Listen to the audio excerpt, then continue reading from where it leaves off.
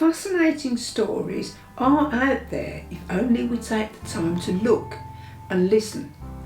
Take John Slater. These are his memories. Here we have Mini Monica, which is an exact model of Mighty Monica. And Mighty Monica was one of the first heavy lorries I bought. And we used to carry this caterpillar in the back of it. And we used to do site work, demolition, donkey engine to start it. And it was, in its day, a good piece of kit, as was the Foden lorry.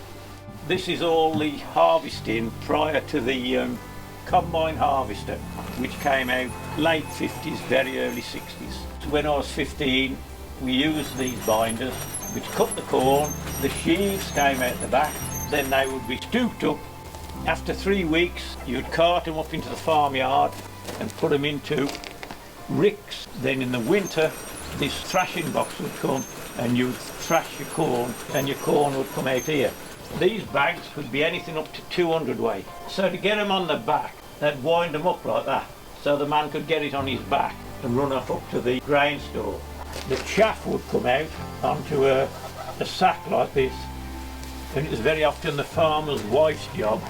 She would take that away to save it for the chicken pens and calf pens, and then with this baler you made big heavy bales and you had to push the wires in to make the bales. The farmer's wife would very often come out and bring sandwiches. You'd sit down and have that, but it's all gone now. It's done with the combine harvester. It takes half the time.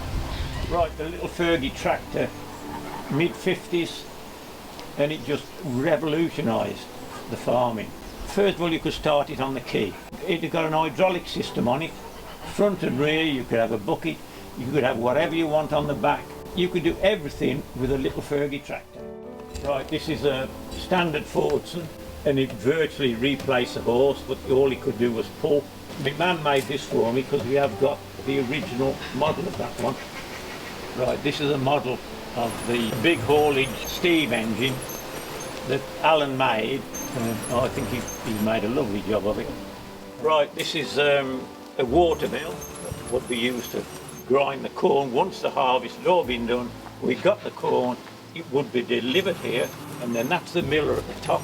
And when he wanted his corn, he would engage his winch up there, and it would pull up here like that, go through all the way up the top.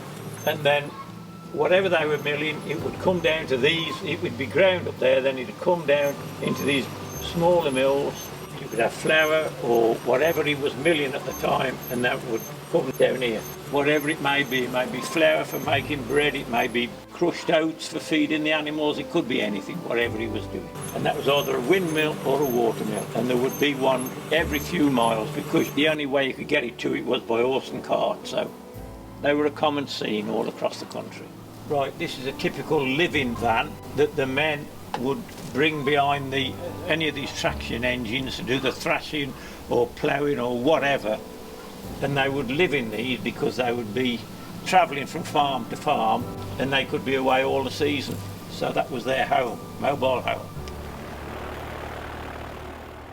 The Lancaster is the latest addition, and that came about as my brother took me for my 80th birthday to have a taxi ride in Just Jane, and I was so made up with it. When we come back, I rung my man and said, could we make a Lancaster? And his answer was yes, and there it is.